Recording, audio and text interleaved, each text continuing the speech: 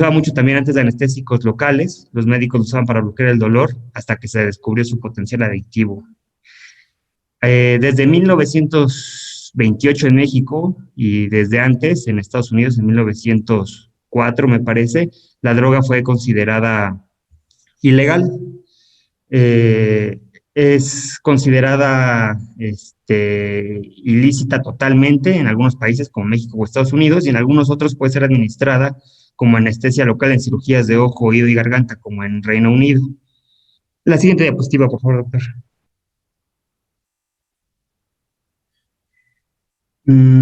Como polvo blanco, se le encuentra generalmente diluida con sustancias no psicoactivas como fécula de maíz, maicena, talco, harina, bicarbonato.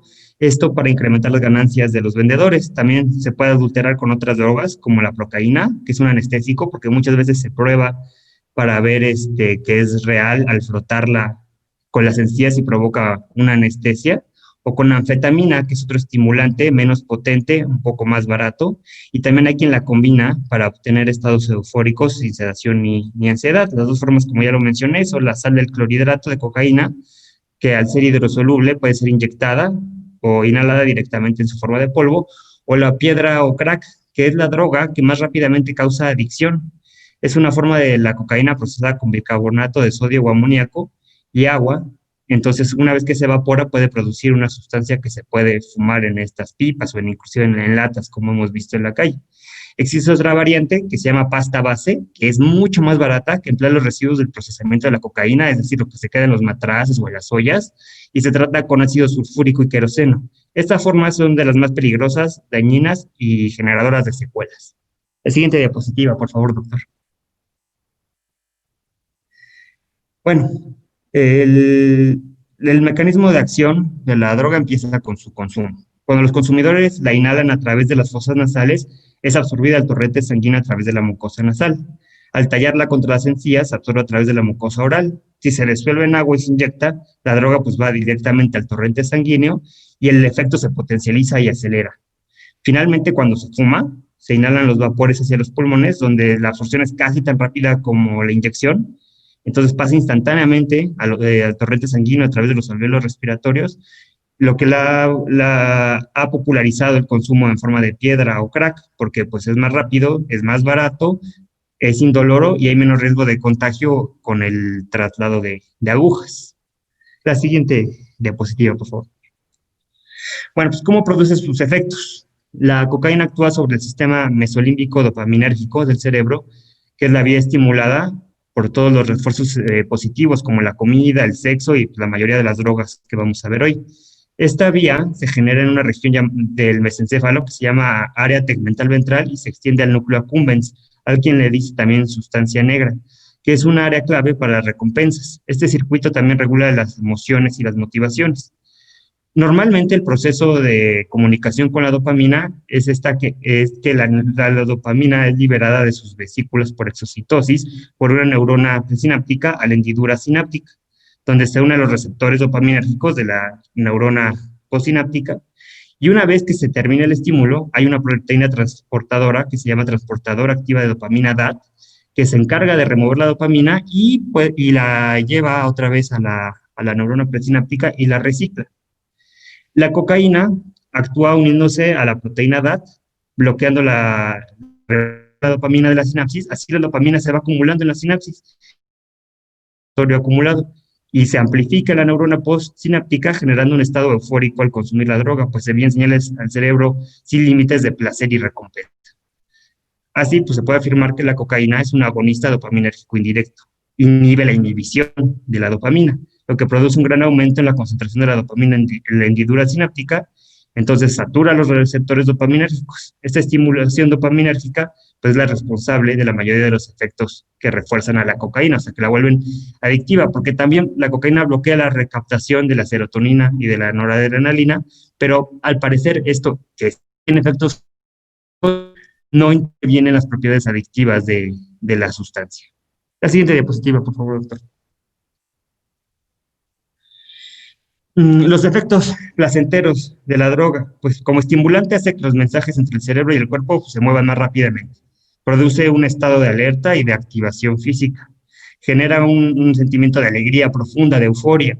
Se siente que los pensamientos son más claros, uno cree que es más agudo mentalmente. También hay una sensación de control y de confianza. Se vuelve la persona más sociable, hay un aumento de energía, disminuye el sueño y el apetito. La rapidez de los efectos de la cocaína depende de cómo se haya utilizado y las cantidades que se hayan utilizado. La siguiente diapositiva, por favor. Los efectos secundarios y o indeseables. Pues primero a nivel cardiovascular puede generar taquicardia e hipertensión arterial. A nivel del sistema nervioso central puede generar midriasis, convulsiones, deterioro cognitivo y derrame cerebral. También causa sudoración, náuseas, boca seca, dolor en los músculos, insuficiencia renal, entre varios otros.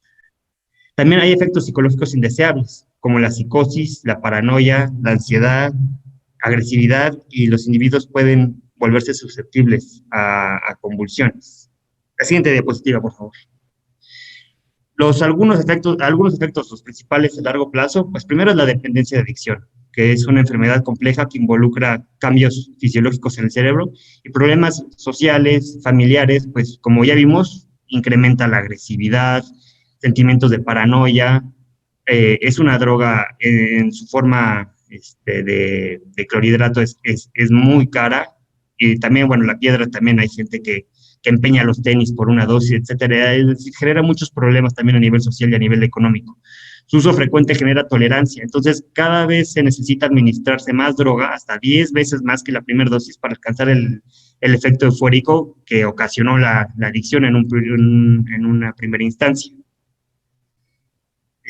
Pues si se inhala, genera pérdida de olfato, hemorragias; si se fuma, genera tos, asma; si se ingiere por la boca, pues hay deterioro entérico; si se inyecta con aguja, hay mayor riesgo de contagio. Y otros efectos, pues porque quita el hambre, pues implica la malnutrición, trastornos del movimiento, como la enfermedad de Parkinson, puede presentarse después de muchos años de consumo. Hay irritabilidad, inquietud entre dosis, pues la persona, como es adicta, le entra ansiedad por la siguiente. Hay efectos de paranoia con alucinaciones auditivas, dolores de cabeza, etcétera. Me voy un poquito más rápido, ya casi no queda tiempo. La siguiente diapositiva, por favor, doctor.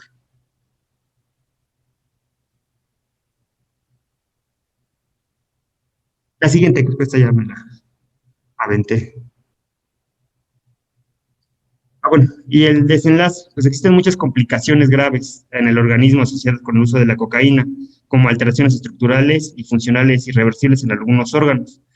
En el sistema cardiovascular, pues infartos agudos de miocardio, miocarditis, endocarditis, trombosis, disfunción endotelial, hipertensión, isquemia, afectaciones neurológicas como convulsiones, Parkinson, afectaciones cerebrovasculares como accidentes isquémicos y hemorrágicos. Isquémico es cuando hay un trombo o un coágulo, y el hemorrágico es cuando se pierde sangre por la ruptura de un vaso.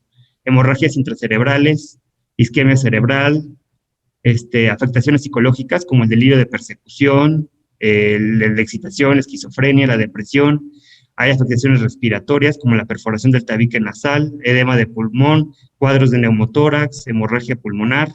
Hay afectaciones digestivas como la perforación que causa en el paladar suave, blando, úlceras gastroduodenales con hemorragia y perforación. Y también hay alteración en la expresión de factores de transcripción y modificaciones en los sistemas de neurotransmisores cerebrales, esto por cambios epigenéticos al acetilar o metilar el ADN en los procesos de replicación. Algunas de estas complicaciones pueden llegar a provocar la muerte del individuo, como la fibrilación ventricular, que puede generar muerte súbita. También incrementa la probabilidad de abortos en mujeres embarazadas y genera crisis neurológicas convulsivas en caso de intoxicación aguda. Y como ya lo mencionamos también, pues la hemorragia cerebral puede ocasionar la muerte, pues un padecimiento muy grave. Y bueno, creo que ya es todo por el tiempo. Muchísimas gracias.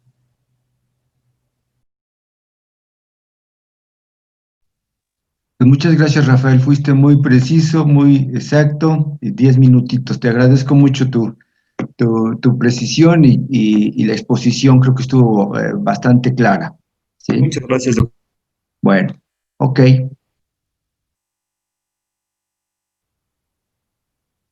Ahora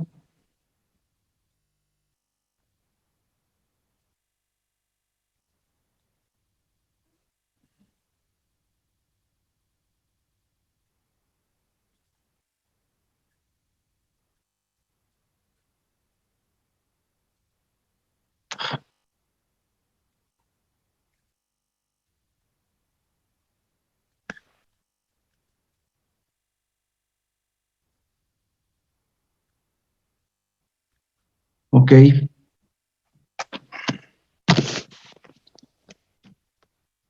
Ahora voy a tirar el dado. Es el equipo número 1, el de marihuana, por favor.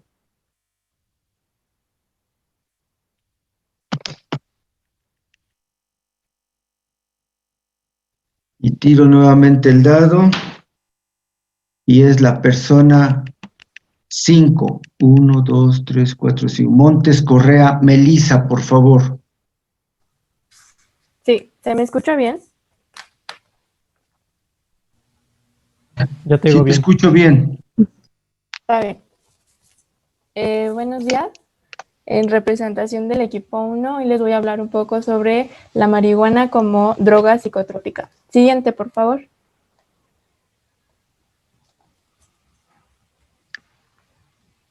Bien, la marihuana es una planta diótica, por lo que va a tener, esto quiere decir que va a tener tanto especie femenina como masculina. Es de origen asiático, crece en zonas tropicales y de clima templado. Va a pertenecer a la familia Cannabiceae, se le clasifica con el género Cannabis y cuenta con 3 especies, pero las principales van a ser Cannabis sativa o Cannabis indica. Siguiente, por favor. Bueno, se le conoce generalmente como cáñamo o marihuana, pero durante el transcurso de la historia se le han dado diversos nombres coloquiales y de alguna forma pues informales. Algunos pueden ser marihuana, hierba, mota, María, pasto, porro, cáñamo, la roja de Panamá, la amarillo pálido, Acapulco Golden, las plantas color café oscuro de Jamaica y Colombia. Y pues hay miles de nombres con los que se le puede conocer a esta planta. Sigue, por favor. Constitución química. La marihuana proviene de la cannabis sativa, el cannabinol o CBN fue el primer cannabinoide aislado de la cannabis sativa, pero por su actividad psicotrópica tiene una menor actividad. Tiempo después, el cannabinol CBD fue aislado y finalmente, luego de estudiar ambos compuestos, se ha demostrado que no son los causantes esenciales de los efectos alucinógenos que ya conocemos de esta planta. Se descubrió más bien que este tiene propiedades anticonvulsivas. Contiene más de 400 compuestos de tipo flavonoides, terpenoides y otras sustancias que son propias de la planta. Siguiente, por favor. Bueno, el principal componente psicoactivo es el delta 9 tetrahidrocannabinol o por sus siglas THC, que es el causante de las alteraciones mentales. Es altamente liposoluble y se absorbe rápidamente tanto en el aparato respiratorio como en el intestinal. El THC va a representar del 2 al 5% del peso total de la planta. Se han identificado 2 receptores para los... Bueno, siguiente, por favor.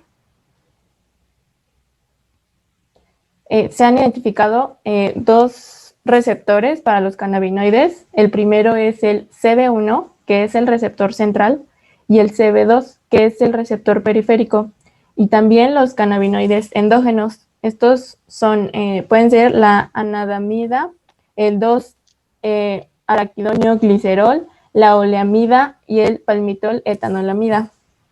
Estos van a participar en la regulación de la actividad motora, el aprendizaje, la memoria, la nocicepción, la regulación del sueño y el desarrollo cerebral. Cuando se sintetizan, van a ejercer efectos rápidamente, ya que tienen una vida muy corta.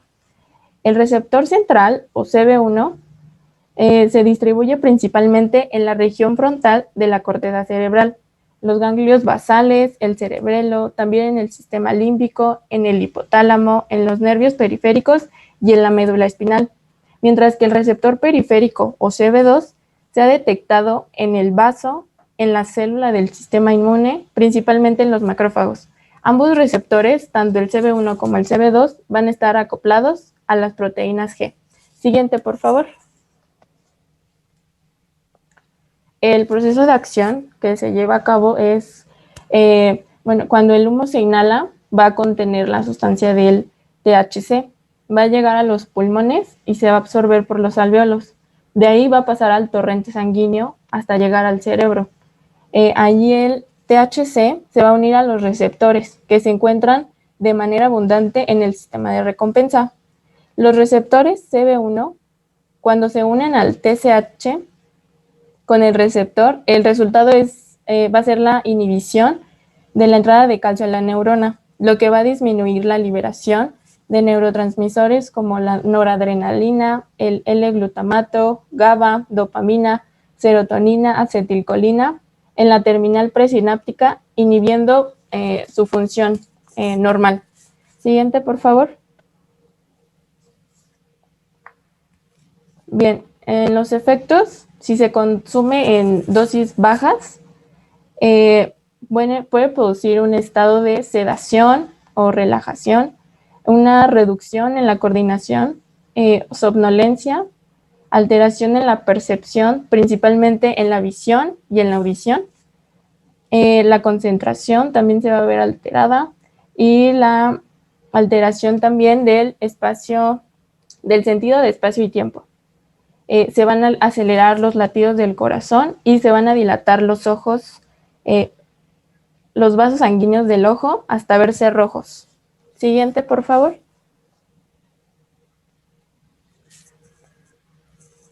Como uso, los efectos secundarios a largo plazo incluyen el síndrome amotivacional, parecido a un cuadro depresivo, también problemas relacionados con el aparato respiratorio, similares a los que presentan como las personas que consumen tabaco, que son la bronquitis o un enfisema. Va a haber una disminución en los reflejos, infertilidad también, y puede reducir también el coeficiente intelectual. Puede haber también una psicosis temporal y paranoia. Siguiente, por favor.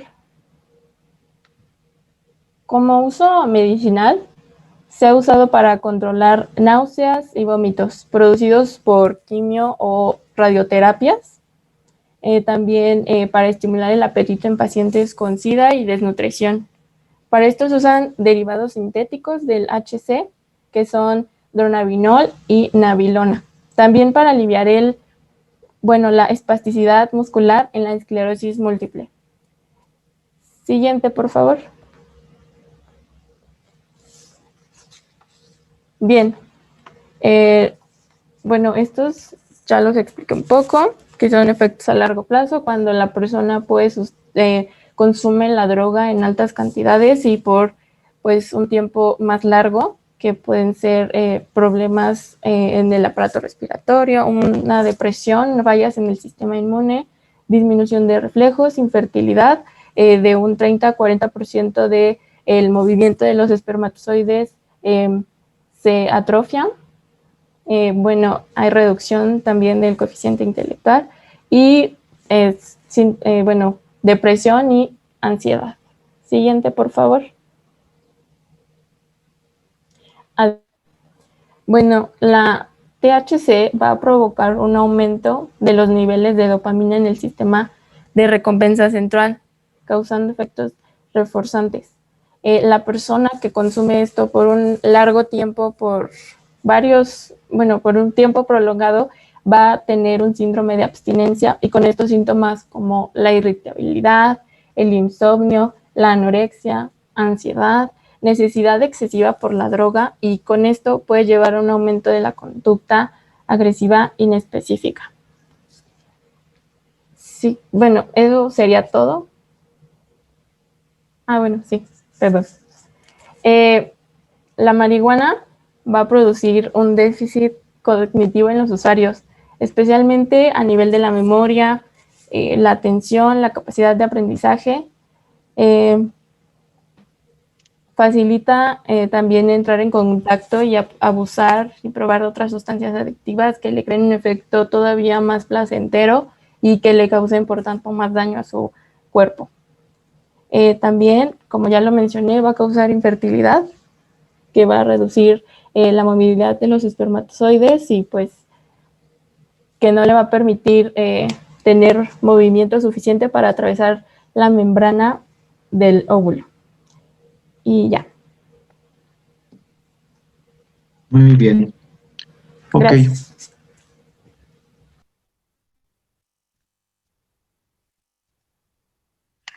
A ver, vamos a tirar el dado otra vez. Ahora es el número 4.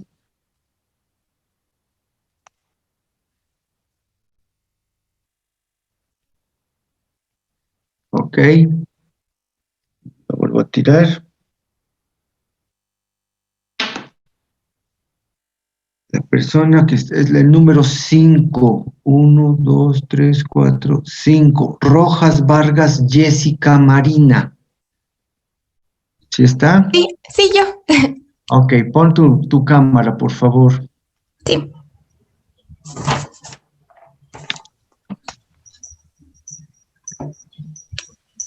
¿Ya? ¿Sí se ve? Sí. ¿Sí? Muy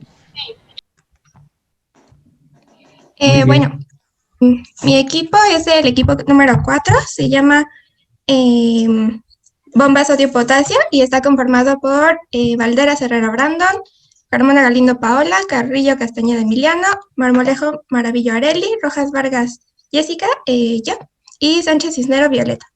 Siguiente, Ok. por favor.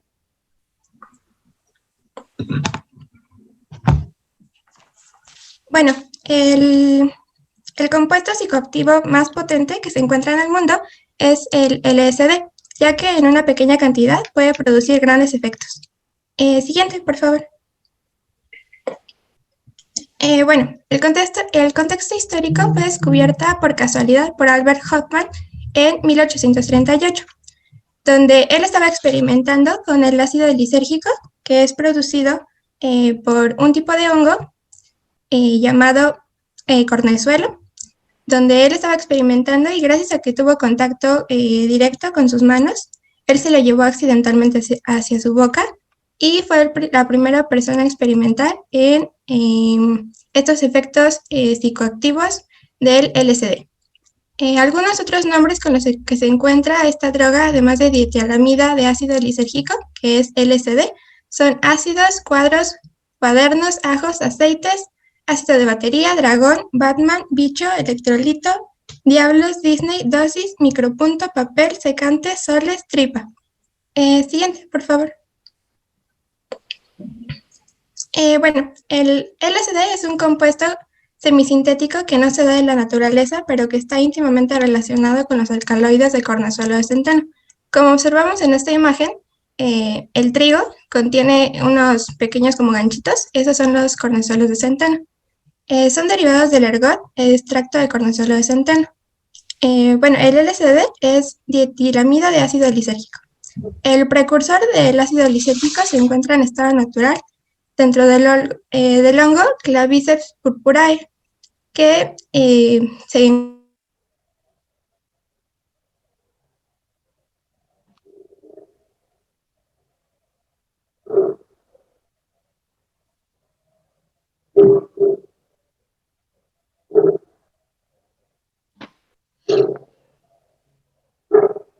Algo pasó con su conexión de su compañera. Sí, se trabó. Sí.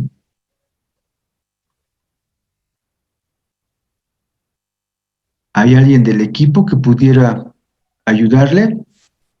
Sí, doctor. Yo pertenezco al equipo. ¿Sí? ¿Eres quién? Carrillo Castañeda. Carrillo. A ver, pues a ver, síguele, Carrillo, tú, por favor. Bueno, el hongo se conoce desde la Edad Media, pero principalmente producía gangrenas. Sin embargo, ya después se fue experimentando con él y fue Hoffman el que pudo sintetizar el LSD y descubrió que tiene las propiedades alucinógenas. Bueno, aquí podemos ver su fórmula química y pues creo que sería todo. ¿Podría pasar a la siguiente, por favor? Su mecanismo de acción, principalmente, la absorción se da principalmente por el medio gastrointestinal, pero también puede ser absorbido por la piel o por las mucosas. Por estas últimas puede ser un efecto más rápido. El metabolismo es principalmente metabolizado en el hepático, en el hígado, por hidrólisis. La excreción es principalmente renal y puede ser detectada hasta 5 días después de su ingesta. Su mecanismo es un estimulador agonista de los receptores de dopamina y de serotonina, principalmente de los 5-HT2A. Se ve ahí en el esquema. El receptor tiene un efecto más fuerte que la serotonina sobre esos receptores, por lo cual degradarlo llega a ser muy difícil.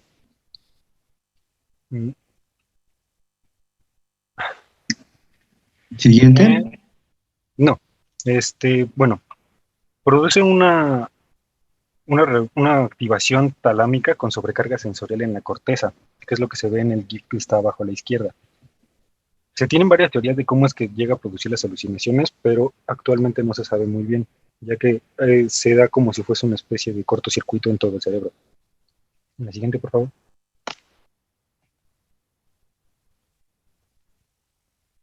Los efectos placenteros son subjetivos, dependen mucho de la persona que esté tomando el psicotrópico. Principalmente se presenta en euforia, disrupción de la realidad. Esto puede ser tiempo, percepción, alucinaciones visuales aún teniendo los ojos cerrados, o sensitivas. Se llega a presentar en algunas ocasiones sinestesia. Hay una destrucción o división múltiple del ego, experiencias espirituales, o se cree que también se piensa más rápido. El pensamiento también se ve afectado y se toman decisiones en algunas ocasiones que no podrían ser conscientemente racionales. El siguiente, por favor. Siguiente. Sí. Como efectos secundarios se llegan a tomar como mal viajes, o puede ser como si fuese una especie de pesadilla en despiertos. Se llegan a dar episodios psicóticos, o como eventos fisiológicos es un antagonista de la serotonina a nivel del músculo liso. Por tanto, se pueden dar náuseas, mareos, midriasis, que es que la pupila se dilate, taquicardia, taquipnea y entre algunos otros malestares relacionados íntimamente con el músculo liso. El siguiente, por favor. Psicológicamente se logra una desrealización, despersonalización, disociación y pérdida de la identidad. Como se ve en la imagen, se pueden tener como episodios en los que uno ya no puede reconocerse o se ve altamente deformado. La siguiente, por favor. No se conocen actualmente algunos estudios que demuestren la adicción a esta sustancia. Sin embargo, se logran tener experiencias retrospectivas. Esto puede ser de que tengan como una especie de flashback aún después de haber tomado la droga. La siguiente, por favor.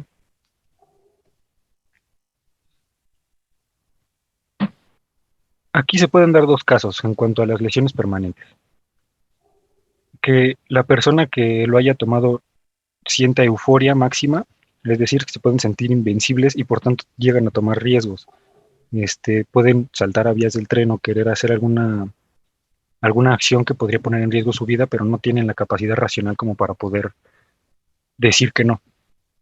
La siguiente, por favor. Y el otro caso es que en un trastorno depresivo, estos lleguen a tener pesadillas o miedo a tal grado de que pueden intentar suicidarse. Esto, de hecho, se ve en los años 50, cuando era utilizada altamente por los llamados hippies. Tenían que tener a una persona que los estuviera cuidando y que impidiera que estos se suicidaran en el caso de que tuvieran un mal viaje.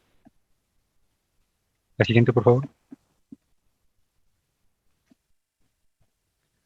Como últimos efectos secundarios que se pueden tener a largo plazo es que se puede tener unos episodios de psicosis, el cual es que la mente ya no tiene contacto con la realidad, o algunos episodios esquizofrénicos, que estos serían como unos pedazos vacíos en los que la mente ya no tiene contacto. Es distinta de la psicosis, ya que en algunos momentos llegan a tener un poco de razón, un razonamiento. También se pueden dar trastornos de ansiedad, depresivos, o los que ya había mencionado, los flashbacks. La siguiente, por favor. Y eso sería todo por nuestra parte. Muy bien. Muy bien, Carrillo, pues bueno, ya le echaste la mano a tu compañera, que lamentablemente algo pasó, sí, pero pues es que esto del internet es impredecible a veces, ¿ok? Entonces, miren, yo creo que, repito, vamos ahorita a continuar y si tienen preguntas, váyanlas anotando y todo eso. Yo creo que vale la pena después que tengamos una sesión para poder ir describiendo todo esto, porque es muy interesante, ¿ok? Entonces, ahora lo que voy a hacer es tirar 2 veces el dado para que salgan también equipos de más de 6. Entonces voy a tirar 2 veces el dado, por favor. Salió 3 y otros 3. El 6.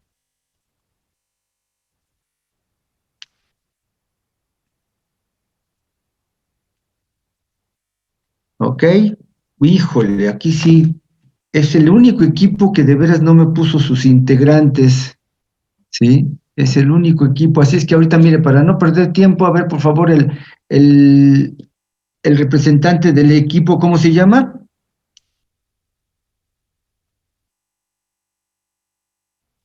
Perdón. ¿Sí está el representante del equipo 6?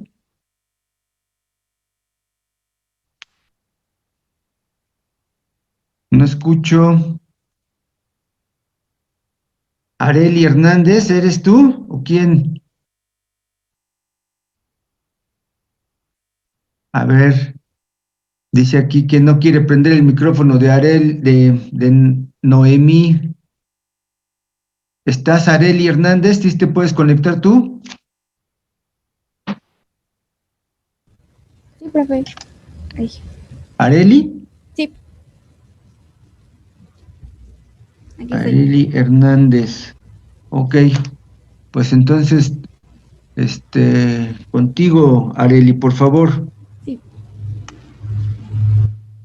Ok, nosotros somos el equipo 6 y vamos a hablar de inhalantes y solventes. Ok, los nombres comunes de los inhalantes, bueno, primero hay que saber qué es un inhalante. Y son sustancias que se volatilizan y normalmente van a estar en estado líquido o sólido. Ok, de manera general, las drogas se clasifican como inhalantes y solventes, que se les conoce como mona o chemo, son los nombres más comunes. Y pues van a ser trapos u objetos humedecidos con disolventes. Siguiente, por favor. Ok, estos se van a clasificar en 4 grupos. Los disolventes volátiles, y estos van a estar presentes en una gran variedad de productos, que son los domésticos industriales. Esta droga es importante saber que es de las más baratas y las más comunes de ver en la calle. La otra clasificación van a ser los aerosoles, y estos se van a caracterizar por ser rociadores que van a contener propulsores y disolventes. Van a ser las latas de pintura en aerosol, fijadores de pelo, rociadores de aceites vegetales, conocidos como sprays o perfumes. La siguiente, por favor. Ok, la otra van a ser los gases, que estos van a ser anestésicos de uso médico como el éter, cloroformo, óxido nitroso, que va a ser comúnmente conocido como gas de la risa, y otros gases van a ser pues los encendedores y extinguidores de gas butano. Los nitritos son los de alquilo volátiles, que son nombrados comúnmente como poppers o reventadores, y estos nitritos se pueden encontrar en productos como los limpiadores de cuero o de videos. La siguiente, por favor. Ok, su constitución química. Los solventes y los disolventes van a ser producidos, bueno, se van a encontrar en los combustibles que ya hemos mencionado, y su composición van a ser por heptanos, tolueno, cicloeritoleno, acetona, tolueno. Los sprays puede ser butano, propano, dimetil éter. Los gases, que son el gas de la risa, va a estar comúnmente por butano, isopropano, broclorodifluorometano, óxido nitroso, Y los nitritos van a ser por nitrito de amilo, nitrito isobutilo y butilo. La siguiente, por favor. Ok, los mecanismos de acción. Los disolventes van a aumentar la acción de diversos neurotransmisores inhibidores, en particular el GABA. Van a inhibir la función de los principales sistemas de neurotransmisión excitadores. Son moduladores positivos del receptor GABA-A y son antagonistas de los receptores de glutamato. La siguiente, por favor. Ok, los gases lo que van a hacer es aumentar la acción inhibidora de GABA a través del subtipo de receptor GABA-A. El óxido nitroso va a actuar sobre el subtipo de receptor GABA-C y lo que va a hacer es bloquear la transmisión excitadora del glutamato. Va a ser el único con efecto de receptores opioides. Los nitritos lo que van a hacer va a ser la relajación del músculo liso, van a generar una vasodilatación y en dosis muy elevadas van a producir metahemoglobinemia. La siguiente, por favor. Ok, sus efectos placenteros. Estos van a tener los inhalantes que son similares a los producidos por el alcohol, pero también van a registrar los siguientes efectos, que va a ser la euforia, mayor placer sexual, alucinaciones, relajación y alivio de la tensión o el estrés. Siguiente, por favor. Ok, los efectos secundarios o indeseables van a ser la agresividad, apatía, un juicio deteriorado y desempeño inapropiado en el trabajo. Esto ya va a complicar, pues, que socialicen, por así decirlo. También van a provocar náuseas, vómito y principalmente, pues, esto lo van a provocar los nitritos. Una exposición alta a estos inhalantes va a generar mucha confusión, delirio, mareo, somnolencia, dificultad para hablar, falta de reflejos, la debilidad muscular y el estado de inconsciencia. Siguiente, por favor. Bueno, otros de los efectos ya son la muerte, que vamos a hablar más adelante, pero pues la muerte se puede producir por un atoramiento, un trauma mortal o sofocación. Siguiente, por favor. Bueno, la adicción y efectos a largo plazo. Siguiente, por favor.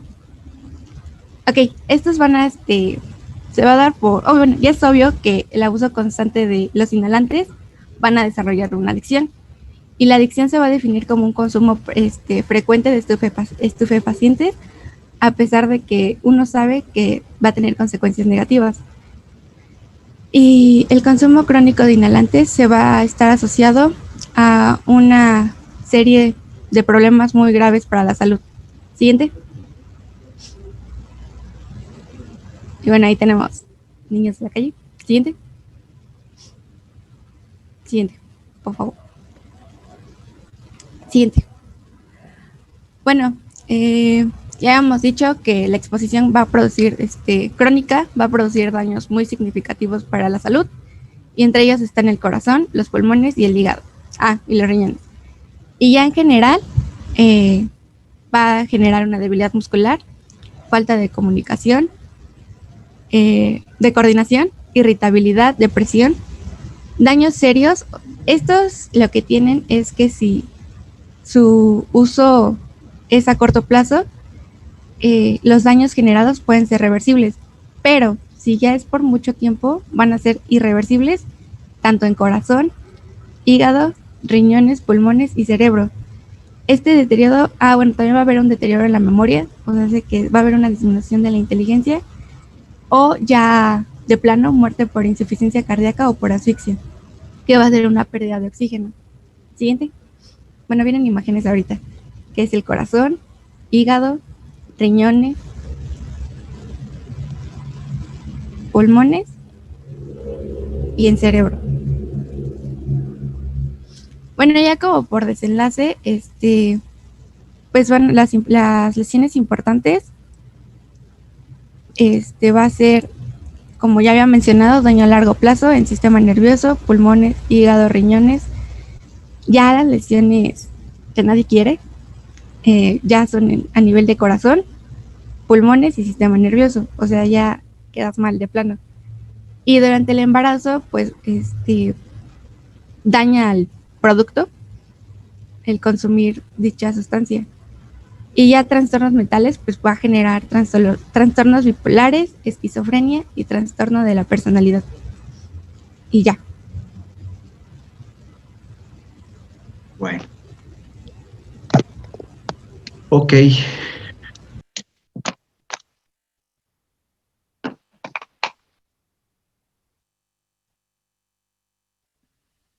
Voy a tirar nuevamente el dado 2 veces, por favor. 2 y 6. El 8. Analgésicos y antidepresivos. Ok, aquí voy a tirar el dado.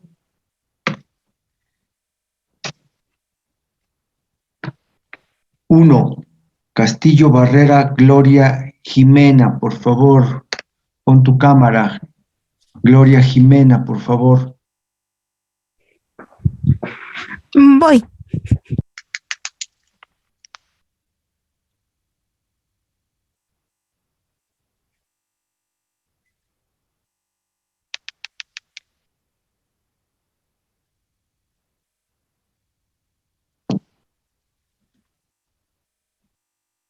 Falta conectar tu micrófono.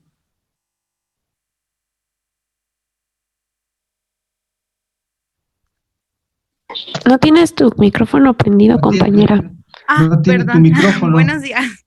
Ahora A sí mi ya. equipo y a mí nos tocaron los analgésicos y antidepresivos. Híjole. Hola, hola, Gloria.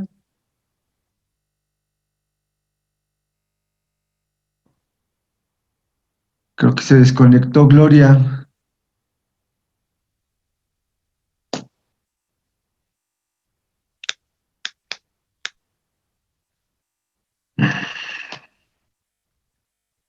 Gloria.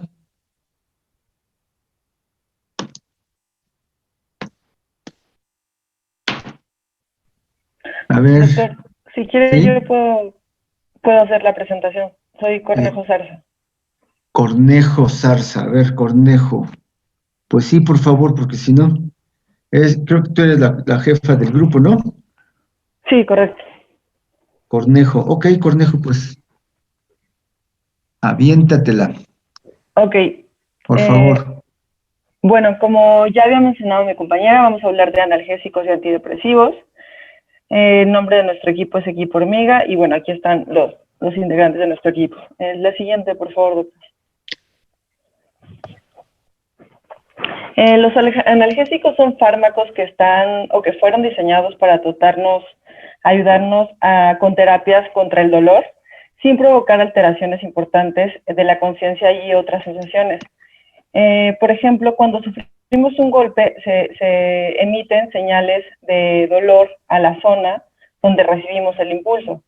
Sin embargo, los analgésicos no van a tener un efecto, digamos, directo sobre esa zona donde recibimos el golpe o el estímulo, sino va a actuar a nivel del sistema nervioso, a nivel de las neuronas y células, en donde va a inhibir la secreción de prostaglandinas, lo que va a hacer que no continuemos sintiendo dolor, ¿no? Y al no sentir dolor, pues va a desaparecer la molestia. Mientras existe el efecto de este fármaco, del analgésico, el dolor o la lesión causada por ese estímulo va a ir desapareciendo sin que nosotros lo podamos percibir en forma de dolor. La estructura básica de los analgésicos pues es la morfina y hay una cantidad infinita de analgésicos. La siguiente, por favor, doctor. El mecanismo de acción es, como ya se los había platicado ahorita en un segundo, es que inhiben la secreción de prostaglandinas para evitar sentir esa sensación de dolor. También actúa en conjunto con los sistemas endógenos descendentes noradrenérgicos y serotoninérgicos para la inhibición de la recaptación de la noradrenalina y la serotonina. La siguiente, por favor, doctor. Los efectos pues pueden ser placenteros, porque intervienen en la regulación de las funciones gastrointestinales, tienen una participación emocional, una función cognitiva de la regulación del aprendizaje y la memoria, pero sobre todo por lo que se usan los analgésicos es que justamente inhiben la sensación de dolor, de incomodidad, de molestia, y principalmente podría decir que ese es el primer efecto placentero. En consecuencia, los efectos secundarios o no deseables los analgésicos tienen un efecto considerable y principalmente en el aparato gastrointestinal, en donde pueden provocar, una gran cantidad de efectos. Por ejemplo, pueden reducir también el flujo sanguíneo y dificultar el funcionamiento de las defensas en la mucosa del tubo digestivo. Y un efecto a largo plazo que se ha demostrado con el uso indiscriminado de analgésicos es la apendicitis aguda perforada. El problema con los analgésicos es que son de uso libre, o sea, podemos consumirlos de manera libre, como es tan fácil si sentimos algún dolor de cabeza, tomar un paracetamol, tomar un ibuprofeno, tomar incluso una aspirina, y al generar cierto nivel de placer, pues se puede generar una codependencia. La siguiente, por favor, doctor. Justamente aquí el efecto analgésico se asocia a la hiperalgesia, que es causada por apoptosis de células GABAérgicas del asta dorsal. Entonces, como les acabo de mencionar, el tratamiento prolongado de este tipo de analgésicos puede sí llegar a desarrollar una adicción, sobre todo por lo fácil a lo que tenemos acceso, ¿no? Que lo podemos comprar, que lo podemos consumir. En casa seguramente todos tenemos pues pastillas de este tipo a libre alcance, ¿no? Entonces, bueno, este es lo referente a analgésicos. La siguiente, por favor, doctor. Ahora, los antidepresivos. Los antidepresivos también, aunque son diferentes a los analgésicos, también se usan en casos crónicos del dolor para ayudar, son como coadyuvantes. La diferencia de los analgésicos y los antidepresivos es que ayudan a regular desequilibrios químicos que se producen a nivel neuronal. Por ejemplo, ayuda también al tratamiento de ansiedad, desorden afectivo estacional. El desorden afectivo estacional se da mucho en personas que viven en países en donde, por ejemplo, la cantidad de luz que perciben al día es muy poquita y experimentan depresión. Y son personas que constantemente están tomando antidepresivos y que hace unos años ha cambiado esta tendencia porque ya hay también otras alternativas un poco más saludables, que es, por ejemplo, tener lámparas de luz artificial que les ayude a regular sus niveles bioquímicos neuronales. También la depresión crónica y la distimia. La distimia es un nivel de depresión, pero digamos que no tan crónico. Es como nivel 1 de la depresión, y la depresión crónica ya es un nivel donde tus habilidades incluso sociales, familiares, se ven afectadas. Entonces, los antidepresivos actúan en los receptores inhibidores de la noradrenalina y la serotonina, y incrementan el flujo, o sea, mantienen un equilibrio del flujo de estos neurotransmisores. La siguiente, doctor, por favor. Los nombres más comunes, bueno, son antidepresivos heterocíclicos o tricíclicos, que digamos que fueron los primeros que se desarrollaron y que le vamos a llamar como de primera generación. Este tipo de antidepresivos son los más usados también como analgésicos en el tratamiento del dolor crónico, pero también son los más dañinos o los que tienen efectos secundarios un poco más adversos, porque no actúan sobre un neurotransmisor en específico, sino que bombardean el sistema nervioso para tratar de inhibir esa sensación de dolor, de depresión, de inestabilidad emocional. Hay otros que son los de segunda generación, que son hay antidepresivos un poco más específicos que actúan sobre neurotransmisores específicos, como es el caso de los inhibidores selectivos de la recepción de serotonina. Es decir, solo actúan sobre esos neurotransmisores, no actúan sobre otros. Hay otros que actúan sobre específicamente la noradrenalina, que son los inhibidores selectivos de la recaptación de noradrenalina, y otros que son los inhibidores para la recaptación de noradrenalina y serotonina. Entonces, los de segunda generación tienen un efecto secundario mucho menor, pero no dejan de tener un efecto secundario. En la siguiente, por favor, doctor. El mecanismo de acción es que, como ya les he comentado, ayudan a incrementar la disponibilidad de los neurotransmisores y reducen o bloquean su degradación durante la sinapsis. Entonces, por ejemplo, se ha demostrado que los antidepresivos tricíclicos, al tener uno de sus efectos secundarios más peligrosos, es que se desencadenan episodios de manías, de sobreexcitación, y con ello el incremento de pensamientos suicidas, sobre todo en los adolescentes. Es por ello que el uso indiscriminado, no controlado de los antidepresivos es tan peligroso, porque puede llegar a llevar al paciente a un estado de manía, depresión, sumamente fuerte y peligroso. La siguiente, por favor, doctor.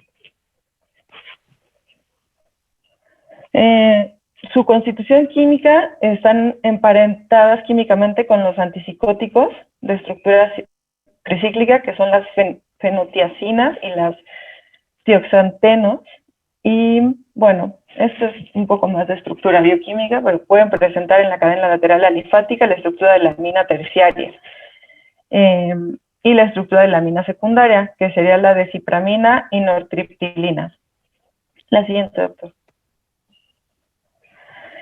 Los efectos, pues, placenteros son muy efímeros, porque si bien es cierto que los antidepresivos provocan una sensación de bienestar, y cabe aclarar que no es una sensación de bienestar que se produzca de manera inmediata, sino que los antidepresivos, para que hagan un efecto, nos puedan dar esa sensación tal vez de tranquilidad, de estabilidad emocional, tardan semanas en hacer efecto. Si bien es cierto que sí te dan esa sensación, es un sentimiento efímero, una sensación efímera, pues actúan solamente moderando los síntomas del trastorno depresivo, pero el problema sigue latente, o sea, no los va a eliminar. Es por eso que se habla de complementar un tratamiento con antidepresivos con ayudas de otro tipo, ¿no? Como atención psiquiátrica, no se hablan también de hipnosis, de otras terapias pues más exógenas que endógenas de tratamiento. Entre los secundarios o los efectos secundarios indeseables, por ejemplo, están la ansiedad, las náuseas, el insomnio, el dolor articular, muscular, dolores de cabeza, boca seca, mareos, problemas sexuales, es donde hay disfunción eréctil, donde no hay interés sexual, donde se pierde totalmente el interés en cuestión de vida sexual. Lo que les mencionaba, que se puede experimentar un estado excesivo de ánimo, como manías y recurrencia en pensamientos suicidas, pero lo reitero que esto se da más en los jóvenes, y bueno, se han visto muchos casos que sí llegan a tener efectos colaterales, porque pueden llegar sobre todo en Estados Unidos, que es una sociedad tan complicada, pues muchos, por ejemplo, asesinatos, crímenes y cosas así que son muy complicados, pero que sí están asociados con un cuadro depresivo. La siguiente, por favor, doctor.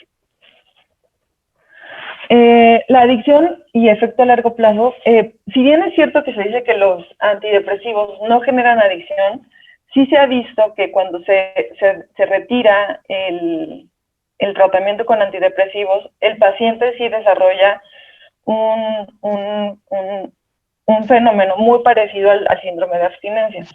Entonces,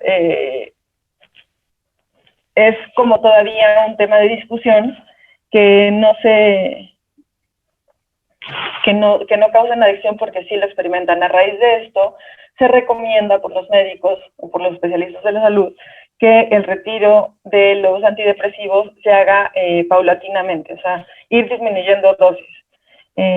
Si bien es cierto que aunque se quite el antidepresivo, seguramente el paciente tendrá otro periodo de depresión seguramente mucho más fuerte que la primera y pues, recurrirá otra vez al consumo de antidepresivos y se hará un ciclo interminable de consumir este tipo de medicamentos.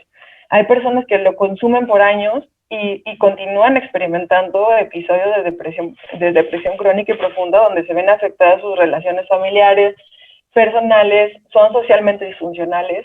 Entonces, todavía hay mucho camino por avanzar en cuanto a la comprensión y al tratamiento de la depresión.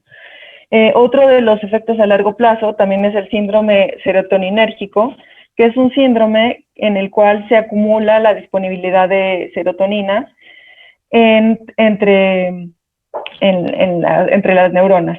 También está el síndrome de secreción inapropiada de hormona antidiurética, que esto puede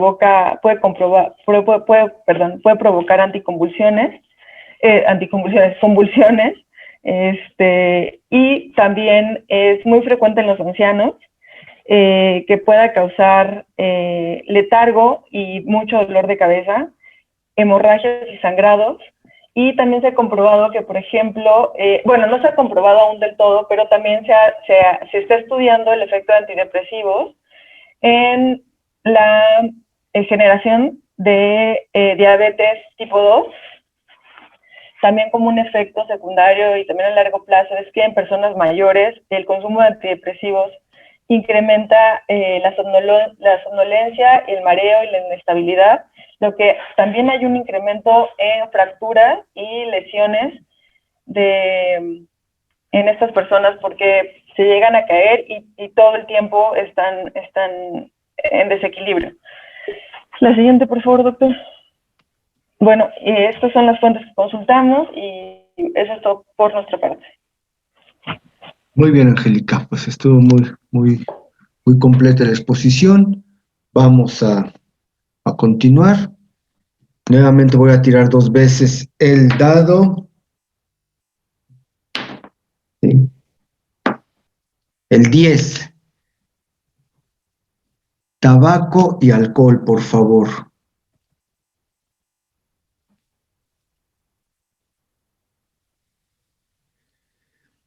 Y ahora aquí voy a tirar otra vez el dado. Y por favor, el 6. Trujillo Mendoza Gabriel. Sí, buenos días. Gabriel? Sí, aquí estoy. Bueno, conecta tu cámara, por favor. Sí, claro. Muy bien. Bueno, entonces vamos a hablarles somos el equipo 10 de los hermafroditas y les voy a tratar de hablar rápidamente del tabaco y el alcohol. Entonces, como sabemos, el alcohol y el tabaco son las drogas con el mayor número de adictos en el mundo, ya que ambas son legales y esto les permite estar pues prácticamente en toda nuestra sociedad. Primero les vamos a hablar sobre el tabaco, cuyos nombres más comunes son cigarro, puro, cigarrillo o pipa. En cuanto a su composición química, va a estar constituido principalmente por la nicotina, que se considera es el agente más responsable de que se generen comportamientos adictivos y de dependencia de esta droga, de la cual muchos insecticidas van a estar formados. También el monóxido de carbono, que está en los tanques de gas y encendedores, acetona, que es del quitaesmalte, plomo para el tinte de cabello, fósforo para veneno de ratas, amoníaco, que se usa en el caso del limpiador para vidrios, y alquitrán, que se usa para barniz o pinturas. Siguiente, por favor. En cuanto al mecanismo de acción, el tabaco desarrolla su acción nociva directa en el sistema respiratorio. Por lo tanto, al fumar, todas las sustancias tóxicas que les mencioné afectan a los mecanismos de protección que purifican al aire que llega a los pulmones. Y en cuanto a la nicotina, que es un alcaloide que encontramos en las plantas del género Nicotiana, esta actúa como agonista de los receptores nicotínicos del sistema nervioso tanto periférico como central y produce fases de acción estimulantes y depresoras de los ganglios autonómicos, que son una agrupación de los cuerpos de neuronas y dendritas. También provoca una disminución, ya después de que pasa como que su efecto inmediato, provoca una disminución de la presión arterial y la frecuencia cardíaca. Esto provoca una liberación de la hormona antidiurética por estimulación del hipotálamo. En el cerebro, la nicotina se une a sitios de los receptores colinérgicos nicotínicos, lo que provoca la entrada de sodio o calcio a las neuronas, ocasionando una despolarización. Se activan neuronas dopaminérgicas del área tegmental ventral mesencefálica, provoca un efecto de feedback positivo, activando el locus coeruleus, que es una región anatómica en el tallo cerebral, involucrada en la respuesta del pánico y el estrés, y con ello se libera noradrenalina, lo cual causa una activación generalizada y un aumento de la agudeza mental. En cuanto a los efectos placenteros, siguiente, por favor. Un efecto inmediato de la nicotina es la elevación de la presión arterial y la frecuencia cardíaca, lo que estimula el estado anímico, la memoria y puede incluso aliviar la depresión menor. También estimula la atención, la rapidez mental, el tiempo de reacción, la vigilancia y la ejecución de diversas tareas. Eso es en cuanto a los efectos placenteros. En cuanto a los secundarios o indeseables, provoca una halitosis, que es un olor persistente y desagradable al exhalar aliento, y las manchas en los dientes, también la atrofia de los sentidos del olfato y el gusto. Siguiente, en cuanto a la adicción y efectos a largo plazo. Entonces, si la exposición a la nicotina se mantiene de forma prolongada, se va a producir un aumento en el número de receptores nicotínicos en el cerebro. Cuando la nicotina desaparece del cerebro, este exceso de receptores va a resultar en una excitabilidad del sistema colinérgico nicotínico, lo que provoca una sensación de malestar y nerviosismo, y que contribuye a que el fumador necesite el cigarro. Esto provoca que este cigarro funcione como una especie de cura al desensibilizar parte de estos receptores nicotínicos. Cuando una persona abandona este hábito de fumar, se debe enfrentar a un cuadro típico de abstinencia, cuyos síntomas principales son el deseo imperioso de fumar, ansiedad, tensión, irritabilidad y otros más. Ya por último, en la siguiente diapositiva podemos ver el desenlace, las lesiones permanentes, como aumento de las inspiraciones, bronquitis crónica y enfisemas pulmonares. También puede haber infarto al miocardio. Vemos una disminución del rendimiento físico y aumenta la morbilidad, es decir, la susceptibilidad de los fumadores es más elevada que una persona que no fuma. Bueno, eso es cuanto al tabaco. Ahora, al siguiente vamos a hablar del alcohol, cuyos nombres más comunes son el chupe, vino, trago, copa, drink, shot o pisto en el norte del país. Siguiente, por favor. El alcohol etílico o etanol es un líquido claro, incoloro, inflamable, hidrosoluble y que hierve a 78 grados centígrados. Ahí lo pusimos mal. La fórmula química aquí la tenemos a un lado. El alcohol etílico es el constituyente fundamental de las bebidas alcohólicas que pueden ser fermentadas como el vino, la sidra o la cerveza, o destiladas como el ron, el tequila y el coñac. La siguiente, por favor, sus mecanismos de acción. Ejerce acción sobre el neurotransmisor GABA, lo que aumenta la conductancia al ion cloro. Y bueno, este es el mecanismo responsable de la depresión primaria, de la intoxicación aguda. También inhibe el receptor N-metil de aspartato, que son receptores pertenecientes a un subgrupo de los receptores ionotrópicos, y reduce, por tanto, la actividad glutamatérgica. Este sistema participa en el desarrollo del cerebro, aprendizaje, memoria y plasticidad sináptica. Entonces, la alteración de este sistema es un componente central para el inicio y la progresión de varios trastornos neurodegenerativos y psiquiátricos. La liberación de dopamina está aumentada en algunas zonas del sistema nervioso central y esta crónica produce una hipersensibilidad de los receptores dopaminérgicos. Aumenta la liberación de serotonina, que afecta funciones como el ánimo, la memoria, la agresividad el miedo, el sueño, apetito, adicciones y el comportamiento sexual. También va a haber liberación de endorfinas que intervienen en la motivación a la ingesta de alcohol, estimulan los receptores opioides y aumentan la liberación de endorfinas. Y como ya sabemos también, lo vimos apenas, actúa sobre el hipotálamo para inhibir a la hormona antidiurética, aumentando la orina. Siguiente, en cuanto a los efectos placenteros, los efectos inmediatos más evidentes son la sensación de relajación, bienestar, felicidad e inhibición. Y en cuanto a los efectos secundarios y indeseables, depende de la cantidad ingerida y va de menos a más. Primero provoca euforia, luego excitación, confusión, provoca un estupor, el coma y finalmente, pues, si ya se consume mucho, provoca la muerte. Siguiente, por favor, en cuanto a la adicción, sabemos que una persona es adicta cuando el alcohol se consume en forma crónica y uno de sus múltiples efectos es el síndrome de abstinencia y podemos ver síntomas como el insomnio, náuseas, vómito, ilusiones, sudoración, agitación e incluso convulsiones. Y bueno, los efectos a largo plazo afectan a diversos sistemas, como el nervioso al haber pérdida de visión periférica, al igual que la visión nocturna junto con falta de coordinación, afecta al sistema gastrointestinal, al haber desnutrición, úlceras, reflujo, hepatitis y cirrosis. En cuanto a los efectos en el sistema cardiovascular, puede haber cardiopatías, ruptura de vasos sanguíneos, y en el sistema reproductor, disminución del deseo sexual y menor cuenta espermática. También pueden presentar impotencia sexual. Y por último, las lesiones permanentes. Tenemos daño hepático producido por muerte de las células hepáticas por falta de oxígeno. En el cerebro puede haber embolias cerebrales. Tenemos este síndrome de, no sé cómo se pronuncia, Wernicke-Korsakoff, supongo, que ocurre por falta de vitaminas del complejo B y desencadena falta de coordinación y memoria. Y es todo por nuestra parte. Ya la siguiente ya son referencias. Muchas gracias. Muy bien, Gabriel, muchas gracias. Todavía nos da tiempo de revisar otra presentación y a ver, ahora vamos a tirar el dado. Es la número 3, anfetaminas.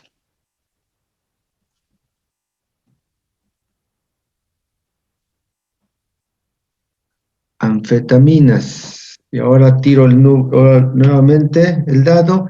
El 1, Ayala Rodríguez Diego.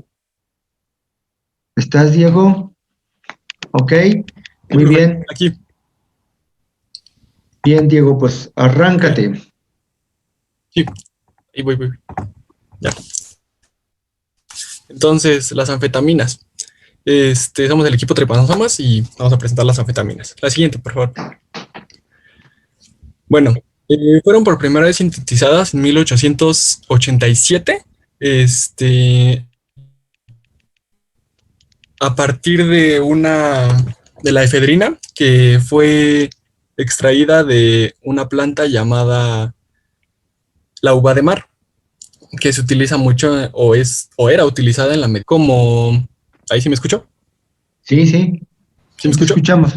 Sí, es que me decía que se utilizó como medicamento a partir de 1940, más o menos hasta 1970, pero se dejó de ocupar porque se vieron efectos, bueno, sí que era,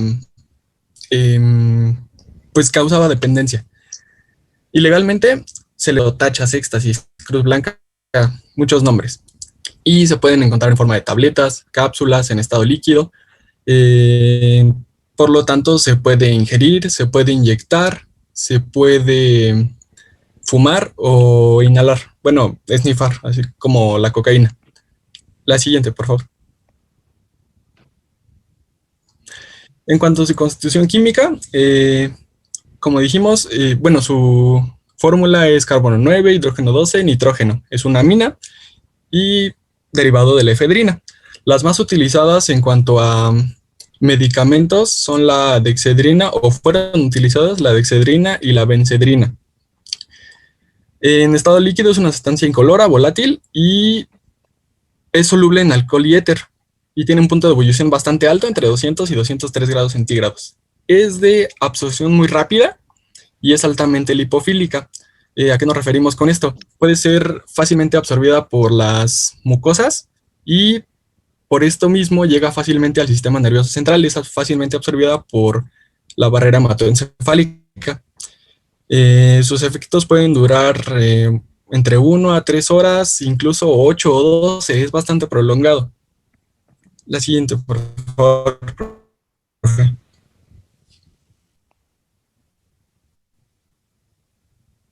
La siguiente, por favor. En cuanto a sus mecanismos de acción, bueno, son una vez que son absorbidas por las... Ay, no, anterior. No sé si me estoy trabando o... Sí, aquí está el mecanismo de acción. Ajá, gracias. En cuanto al mecanismo de acción, bueno, como dije, son aminas sináptico-miméticas indirectas.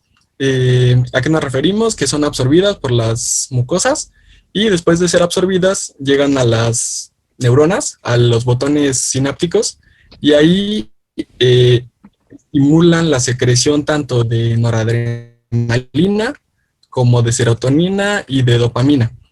Pero además de esto, impiden su reabsorción. Entonces, ¿qué pasa? Va a haber una estimulación constante, entonces no va a haber relajación, además de que no son degeneradas ni por MAO ni por COMT. Entonces, pues, va a haber una estimulación prolongada. La siguiente, por favor.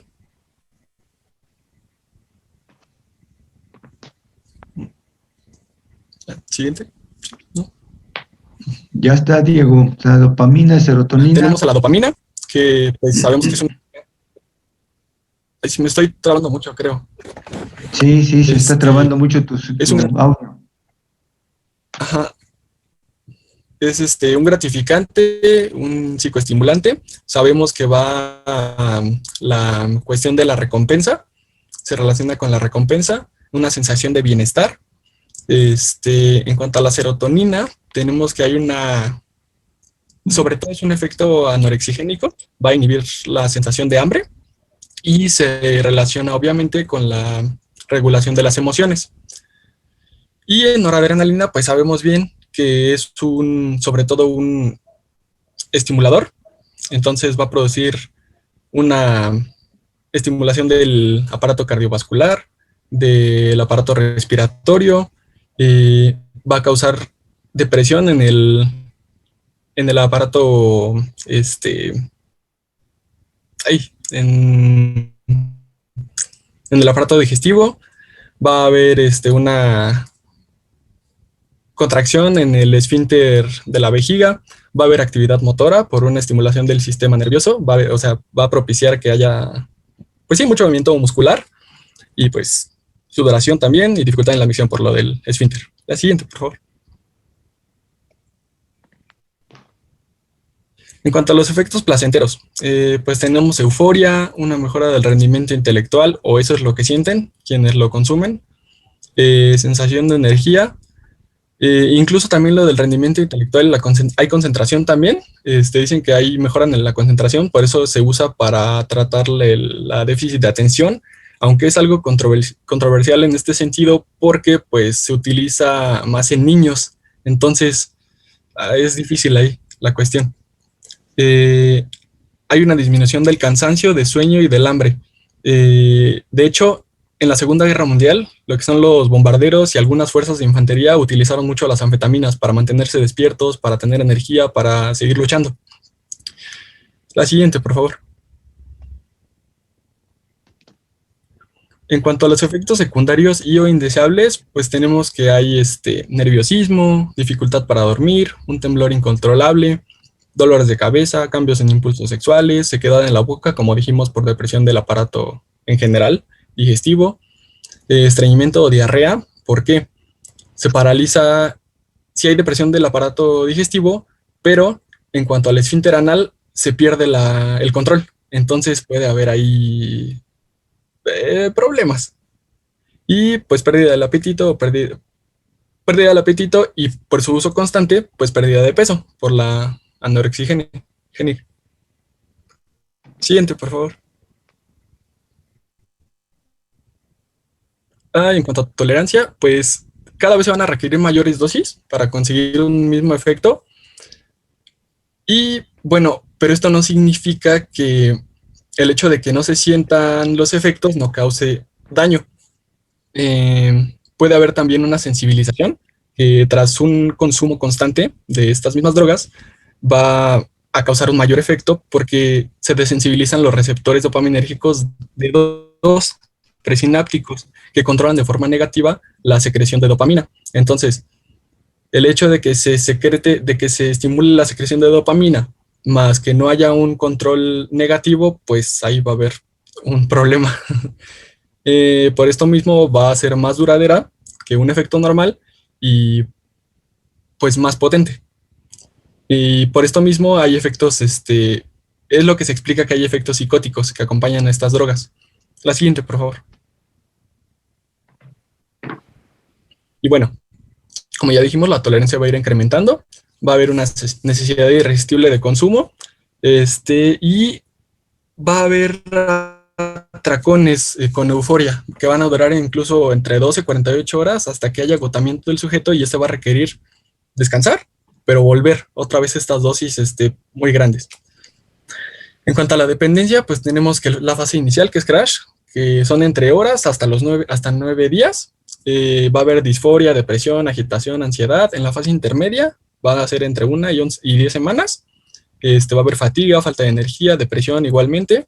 Y en la tercera fase, que es indefinida, puede haber episodios muy fuertes de craving que pueden hacer recaer al paciente. Es muy común que durante la depresión que causa el no consumir estas drogas haya pensamientos suicidas, lo cual pone mucho más riesgo al individuo. Fármacos que hayan ayudado hasta ahora, realmente que haya un efecto marcado, pero la psicoterapia puede tener cierta utilidad. La siguiente, por favor. Y bueno, lesiones y trastornos hay muchísimos, son de hecho muy parecidos a los de la cocaína, pero los más marcados, pues la hipertensión cardíaca y pulmonar, el infarto del miocardio, la isquemia miocárdica. En cuanto al hepático, hay pues la hepatitis, el hígado el riñón va a ser la principal vía de eliminación y de metabolización. Entonces puede haber hepatitis tóxica que puede terminar en necrosis y se va a requerir incluso un trasplante de hígado. Y en cuanto a la acidosis renal, se requiere que el pH del riñón, entonces puede que se desnaturalicen así. Y en cuanto al cerebral y psicológico, como ya mencionamos, ansiedad, depresión, psicosis, alucinaciones, incluso trombosis o un infarto cerebral. La siguiente. Creo que ya es todo. Sí. Eso fue todo, Diego. Sí, gracias. Muy bien. Pues, aún con las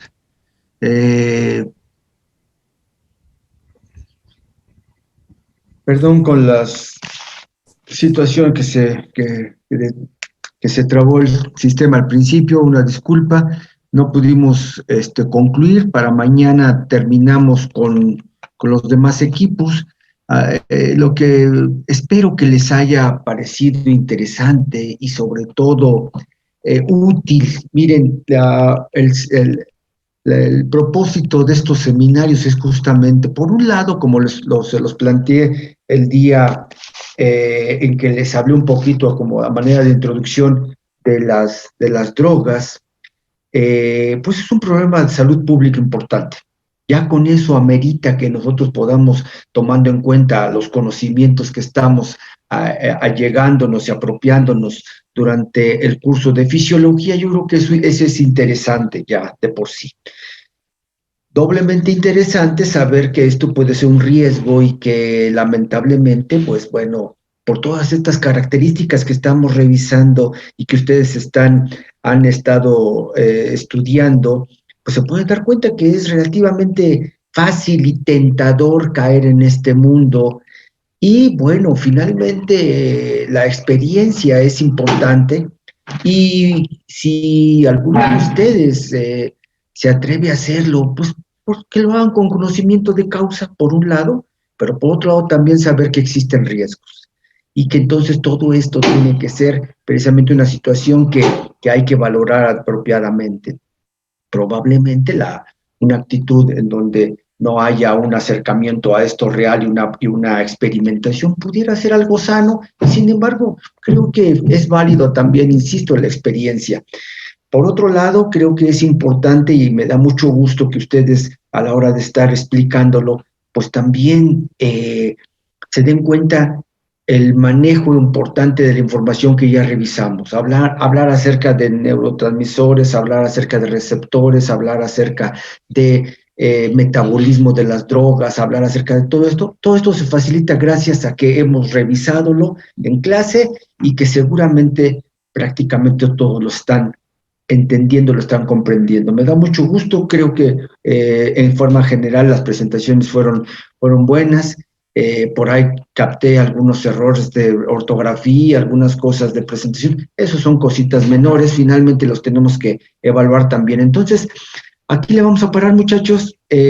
Nos vemos para el día de mañana y evidentemente ya nada más para terminar con los 3 equipos que faltan y ya después haremos una discusión breve, si lo consideran, y después continuamos, ¿sí?